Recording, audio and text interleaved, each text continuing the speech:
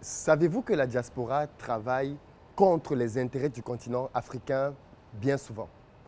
Dans cette vidéo, je vais vous faire part d'une vérité qui fait mal et dont on parle très peu.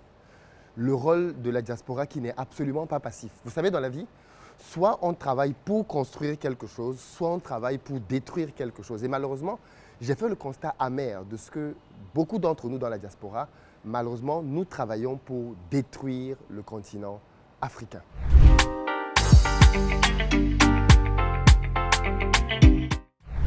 Salut à toi, bienvenue sur ma chaîne. Moi, c'est Philippe Simon et ici, je te parle de business, de mindset, d'entrepreneuriat parce que c'est grâce à tout ça qu'on va faire émerger notre continent.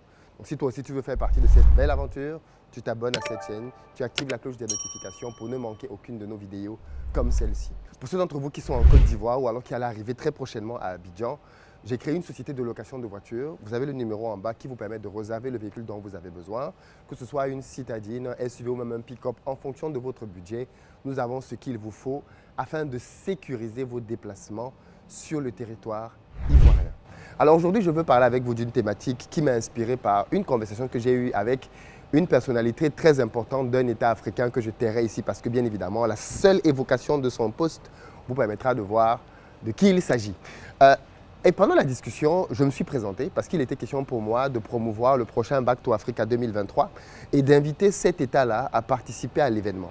Et donc, cette personne que j'avais en face de moi, quand je lui ai fait part de mon profil, du fait que j'avais travaillé pour notamment Areva et EDF dans la construction de centrales, m'a tout de suite interrompu en me disant « Mais c'est très surprenant, aujourd'hui on te voit faire investir au pays et ainsi de suite, mais pourquoi tu ne fais pas bénéficier de ton expertise à ce pays ?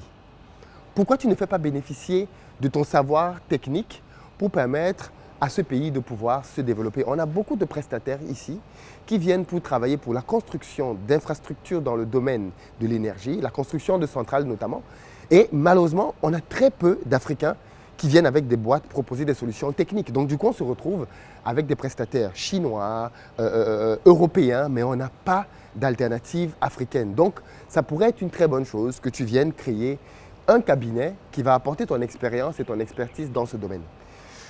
Je lui ai fait part dans la discussion du fait que, en réalité, quand je travaillais pour EDF, il y avait pour projet d'aller construire un projet significatif, un projet à plusieurs milliards de dollars dans ce pays africain-là. Et ce qui avait été intéressant dans la logique d'EDF à cette époque-là, c'était de m'associer à ce projet. En fait, l'idée était simplement de dire que la plupart des personnes qui étaient africaines dans l'entreprise allaient être mises en avant pour pouvoir travailler dans ce projet, dans ce pays-là. Et quelle était la stratégie d'EDF à ce moment-là? La stratégie, elle est très simple. Prendre les ressortissants de ce pays-là, s'en servir comme des éléments de communication, mais les faire travailler très clairement pour le profit de qui? Le profit d'EDF, surtout quand ça implique que derrière, l'État soit défavorisé. Qu'est-ce que cet exemple nous permet de mettre en évidence? Cet exemple nous permet de mettre en évidence le fait que beaucoup d'entre nous, en tant que diaspora, malheureusement, ne faisons pas bénéficier à nos pays en Afrique de notre expertise. Ça, c'est une chose. Mais ce que l'on ne voit pas parfois, c'est que des pays dans lesquels nous allons travailler se servent de notre expertise contre nos pays d'origine. Je vais prendre une analogie très simple au niveau du football. Le Cameroun a perdu son premier match de Coupe du Monde face à la Suisse. On est d'accord? Le pays en face, c'était la Suisse. La Suisse a gagné 1-0. Ce qui est intéressant, c'est de constater que la personne qui a marqué le but pour la Suisse était un Camerounais. Je ne sais pas si vous comprenez un peu le truc là.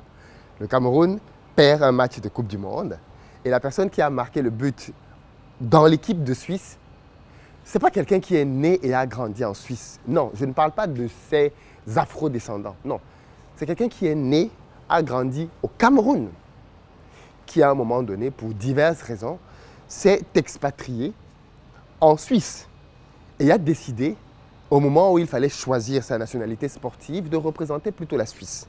Ce qu'il explique lui-même d'ailleurs comme être un grand déchirement dans sa vie, parce qu'il a dû décider de travailler, de jouer pour la Suisse au détriment de son pays d'origine, le pays de ses parents, le pays dans lequel son père vit encore, le pays qu'il a vu grandir, le pays qui lui tient fortement à cœur, le Cameroun.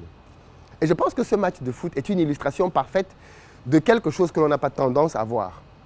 Cette diaspora qui travaille contre les intérêts du continent africain. Il ne faut pas avoir peur des mots. Attention, je ne suis pas ici en train d'incriminer les gens, puisque je le dis moi-même, quand je travaillais pour Areva et EDF, je travaillais sur certains projets contre les intérêts de X, Y ou Z.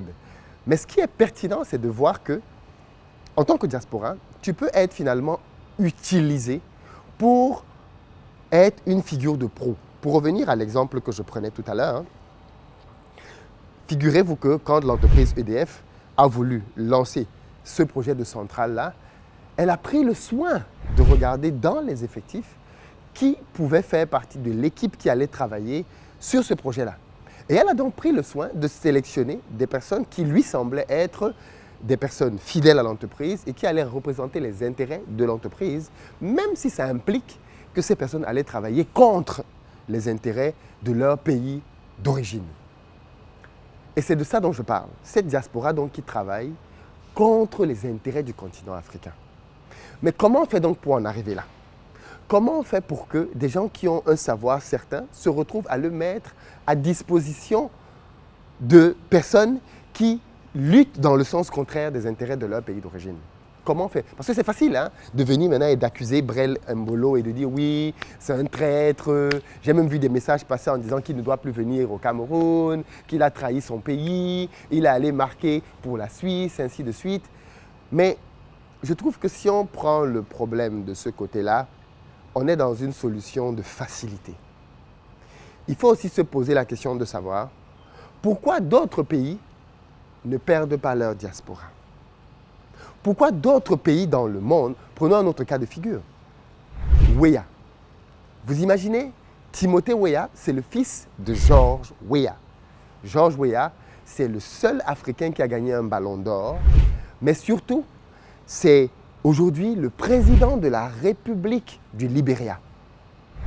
Est-ce que vous imaginez un seul instant que le fils de Zinedine Zidane ne joue pas pour l'équipe de France? Imaginez le tollé que ça ferait si le fils de quelqu'un comme Zinedine Zidane décidait de ne pas représenter la France. Allons plus loin. Imaginez que le président français actuel, Emmanuel Macron, supposons qu'il ait un enfant, que son enfant soit un sportif et que le fils du président de la République décide d'aller représenter, je ne sais pas moi, la Côte d'Ivoire. Vous imaginez le tollé que ça va faire en France? C'est pourtant ce qui se passe en Afrique. Le fils d'un président de la République va jouer pour les États-Unis. Alors oui, je sais qu'à niveau personnel, les gens font ce qu'ils veulent. Mais je voudrais simplement attirer notre attention sur un problème beaucoup plus profond. Pourquoi ce genre de choses n'arrive qu'en Afrique? Pourquoi ailleurs dans le monde, on ne voit pas ce genre de bizarrerie? Parce que l'Afrique a du mal à contenir ses talents. Parce que l'Afrique a du mal à attirer ses talents.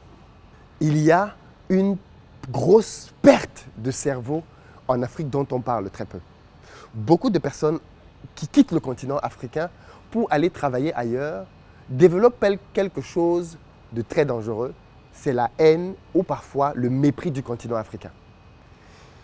J'ai rarement vu des gens être aussi négatifs vis-à-vis de leur pays d'origine que les Africains peuvent l'être par rapport à leur pays.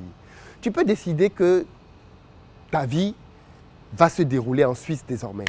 Tu peux décider que ta vie va se dérouler au Canada désormais. Mais pourquoi les Africains ont le besoin de dénigrer leur pays d'origine? Pourquoi les Africains ont besoin d'insulter leur pays d'origine? Pourquoi les Africains ont le besoin, pour certains bien évidemment, je ne parle pas de tous, d'avoir le sentiment que pour être validés dans leur nouveau pays d'accueil, il faut qu'ils insultent, il faut qu'ils dénigrent, il faut qu'ils méprisent leur pays d'origine. Ça s'appelle le complexe. Ça s'appelle les complexes. Et vous savez, être complexé ne dépend pas de ta situation financière. Il y a des gens qui sont très riches financièrement, mais qui sont très complexés. Et malheureusement, c'est ce que je constate en Afrique.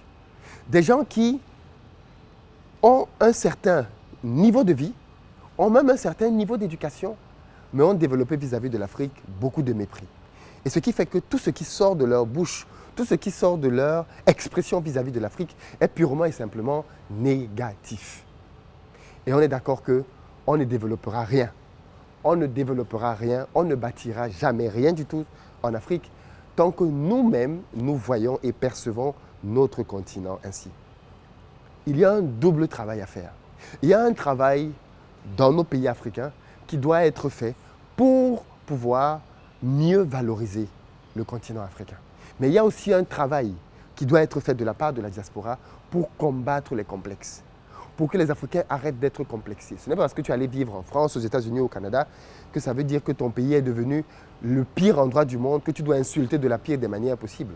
Ça, c'est être complexé. Ce n'est rien d'autre qu'être complexé. Et je pense qu'il était important de tenir ce message aussi, pour que ceux d'entre nous dans la diaspora qui ont cette attitude de constamment être dans le mépris, le dénigrement par rapport à l'Afrique, de réaliser simplement qu'ils sont victimes d'un complexe. Et de l'autre côté, il est important dans nos pays que l'on arrête d'alimenter ce complexe-là. Parce que quand un parent envoie son enfant en Europe et il a l'impression que parce qu'il a envoyé son enfant en Europe, il a accompli quelque chose, lui-même il est complexé. Quand un parent envoie son enfant en Europe et il pense que parce qu'il a envoyé son enfant en Europe, c'est la fin du monde, lui-même il est très, très complexé. Donc voilà un peu ce que je voulais adresser dans cette vidéo afin que les uns et les autres se remettent en question. Et j'ai besoin de savoir ce que toi tu en penses. Comment l'Afrique doit faire pour davantage attirer à elle ses talents? Comment elle doit faire? Et puis de l'autre côté, ceux qui sont dans le complexe, comment peuvent-ils combattre leur complexe? Dites-moi tout ça dans les commentaires et je vous dis à très bientôt.